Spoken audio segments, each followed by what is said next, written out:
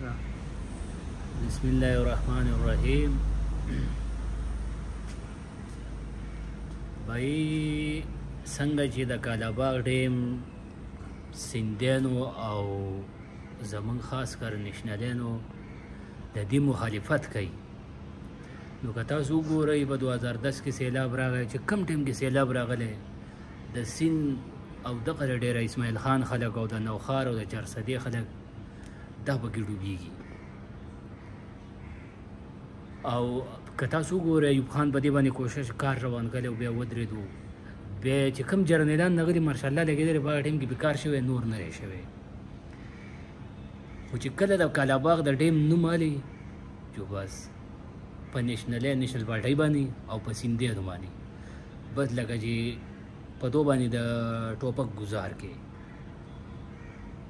اوس زمونږ دا دغه دی چې وایي د کم د ډېره اسماعیل خان خلک دي، د نوخار خلک دي، دا کم غریب خلک چې په دې اوبو کې ډوب شوي دي، په کار دی دا خو چې پاتې یو مطالبه وکړي چې وایي دا بهر ټیم په موږ باندې دا اوبه راځي، نور څه به نه وي، خو چې بس د کالام او د زمونږ د بره دیر اوبه راځي جدا او په دو ورځي. د دې صرف واحد حل کالاباغ ډیم دی. او که تاسو بیا خیال وکړئ نو په سند کې د وډېرګانو ځمکې ټولې بچ دي، ځکه چې هغو بچ کړي غټ غټ بندونه او دغه یې ودرېږي، ټوټل د غریبو خلکو کورونه تباه کچا بادیانې ټولې تباه او برباد شوي. نو زمونږ خاص کر غټې ادارې چې کوم دي یا زمونږ عدالتونه چې کوم دي، هغو ته زمونږ دا دغه دی چې بهي په دې کالاباغ ډیم باندې کار شروع کوي. او دا کالاباغ ډیم د پاکستان لپاره ډېر د خاص کر د صوبه سرحد دپاره او بیا خاص کر زما د جمعیت علما اسلام چې کوم دغه دی دغه هم مخالفت کوي. خو زه وایم چې ډېره اسماعیل خان چې کوم د مولانا صاحب د دې کوم حلقې سره کوم علاقې سره هغه تعلق ساتي، نو کالاباغ ډیم خو غونډ تقریبا زیات در پیدا به ډېره اسماعیل خان ته ځي، بل یو ځای ته هم نه ځي.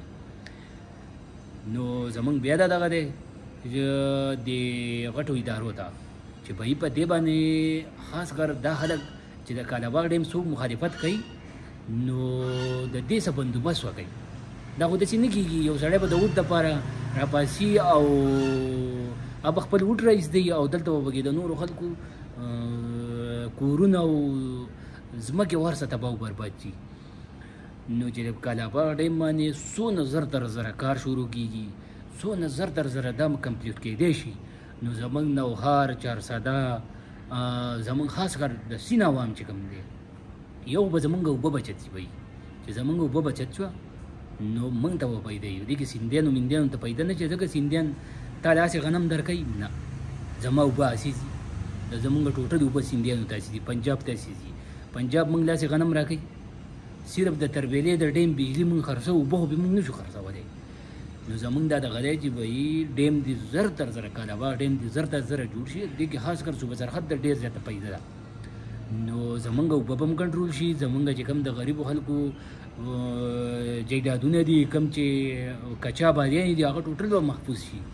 دا خو دغه نه دی چې بس هر ټایم به بس سیلاب راځي او دغه خلکو کې د زرداري به کې یو دغه تباه او برباد شو، یا د وډېرګانو به کې یو ځمکه تباه او برباد شو، نه ټوټل به کې د غریبانو خلکو هر څه تباه او برباد شو. نو بس دغه د ما یو څو دغې وي په کالاباغ ډیم باندې چې کالاباغ ډیم باندې څونه زر کېدی شي دا دې جوړ کړی شي. والسلام.